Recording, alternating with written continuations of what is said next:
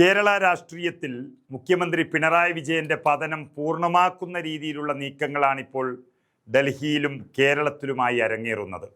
ഭരണ തുടർച്ചയുടെ കരുത്തിൽ എന്തഴിമതിയും അവിശ്വാസപരമായ നീക്കങ്ങളും നടത്താമെന്ന സർക്കാരിൻ്റെ ധാരണകൾക്ക് ഓരോന്നായി തിരിച്ചടി കിട്ടിക്കൊണ്ടിരിക്കുകയാണ്. ഇതിലേറ്റവും ഒടുവിലത്തെ ഉദാഹരണമാണ് ശബരിമലയുമായി ബന്ധപ്പെട്ട അന്വേഷണ ഉദ്യോഗസ്ഥർ കോടതിയിൽ നൽകിയ വിചിത്രമായ റിപ്പോർട്ട്. ശബരിമലയിലെ തന്ത്രി ദൈവതുല്യനല്ലെന്നും അദ്ദേഹം കേവലം ഒരു ജീവനക്കാരൻ മാത്രമാണെന്നുമാണ് അന്വേഷണ സംഘം കോടതിയെ ബോധിപ്പിച്ചത്. ഇത് യഥാർത്ഥത്തിൽ പിണറായി സർക്കാരിന് വലിയൊരു തിരിച്ചടിയായി മാറിയിരിക്കുകയാണ്.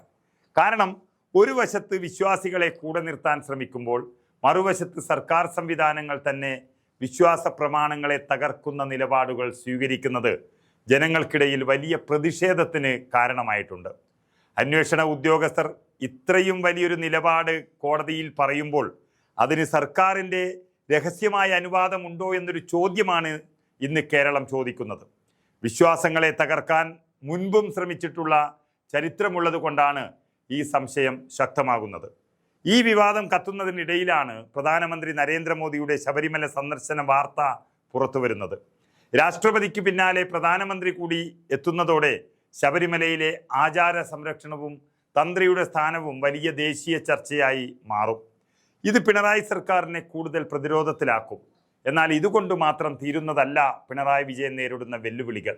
ഇതിനേക്കാൾ ഭീകരമായ മറ്റൊരു ചതിക്കുഴി ബംഗളൂരു കേന്ദ്രീകരിച്ച് തയ്യാറാക്കപ്പെട്ടിരുന്നു എന്നതാണ് ഇപ്പോൾ പുറത്തു വന്നിരിക്കുന്ന വിവരം.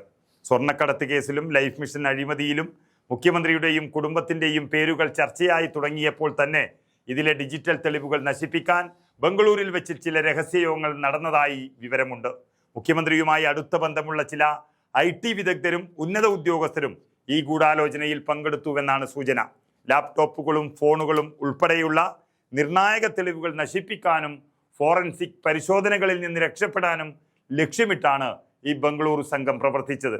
എന്നാൽ ഈ ഗൂഢനീക്കങ്ങളെല്ലാം കേന്ദ്ര ഏജൻസികൾ വളരെ കൃത്യസമയത്ത് തിരിച്ചറിഞ്ഞു. തെളിവ് നശിപ്പിക്കാൻ ശ്രമിച്ചു എന്ന കുറ്റം കൂടി ചാർത്തപ്പെടുന്നതോടെ പിണറായി വിജയന് നിയമപരമായി രക്ഷപ്പെടാനുള്ള എല്ലാ വഴികളും അടയുകയാണ്. തിരുവനന്തപുരം നഗരസഭയിൽ BJP നേടിയ അപ്രതീക്ഷിത വിജയം കേരളത്തിലെ ഇടത് കേന്ദ്രങ്ങളെ ഞെട്ടിച്ചു. ആ വിജയത്തിന്റെ തുടർച്ചയായി കേരളത്തിൽ ഭരണമാറ്റം ലക്ഷ്യമിട്ട് അമിത്ഷാ തന്നെ നേരിട്ട് കേരളത്തിലേക്ക് എത്തുകയാണ്. തെരഞ്ഞെടുപ്പ് തന്ത്രങ്ങളിൽ അമിത്ഷായുടെ വരവ് പിണറായി വിജയന്റെ കണക്കുകൂട്ടലുകളെല്ലാം തെറ്റിക്കും. സ്വർണ്ണക്കടത്തിലെ കള്ളപ്പണ ഇടപാടുകളിൽ എൻഫോഴ്സ്മെന്റ് ഡയറക്ടറേറ്റ് നടത്തിക്കൊണ്ടിരിക്കുന്ന അന്വേഷണം ഇപ്പോൾ മുഖ്യമന്ത്രിയുടെ ഓഫീസിന് തൊട്ടടുത്തെത്തി നിൽക്കുകയാണ്.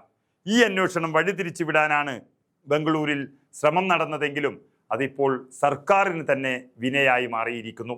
തന്ത്രി കേവലം ജീവനക്കാരനാണെന്ന് കോടതിയിൽ പറഞ്ഞ ഉദ്യോഗസ്ഥരുടെ നടപടി സർക്കാരിന് തിരിച്ചടിയായതുപോലെ തന്നെ ബംഗളൂരിലെ തെളിവ് നശിപ്പിക്കൽ നീക്കവും സർക്കാരിൻ്റെ അഴിമതി മുഖം തുറന്നു കാട്ടുകയാണ്. ഒരു വശത്ത് കേന്ദ്ര ഏജൻസികളുടെ അന്വേഷണം, മറുവശത്ത് വിശ്വാസികളുടെ പ്രതിഷേധം, ഇതിനൊപ്പം BJP ദേശീയ നേതൃത്വത്തിന്റെ ശക്തമായ രാഷ്ട്രീയ ഇടപെടലുകൾ. ഈ മൂന്ന് മുനയുള്ള ആക്രമണത്തിന് മുന്നിൽ പിണറായി വിജയൻ പതറുകയാണ് യഥാർത്ഥത്തിൽ. അയ്യപ്പന്റെ മണ്ണിൽ അധർമ്മം പ്രവർത്തിച്ചവർക്കുള്ള ശിക്ഷയുടെ കാലം അടുത്തു കഴിഞ്ഞു എന്ന സന്ദേശമാണ് മോദിയുടെയും അമിത്ഷായുടെയും സന്ദർശനങ്ങൾ നമുക്ക് നൽകുന്നത്. ഇനി പിണറായി വിജയന് രക്ഷപ്പെടാൻ പഴുതുകളേയില്ല. ഭരണത്തിൻ്റെ അവസാന നാളുകളിലേക്കാണ് കേരളം അങ്ങനെ നീങ്ങിക്കൊണ്ടിരിക്കുന്നത്.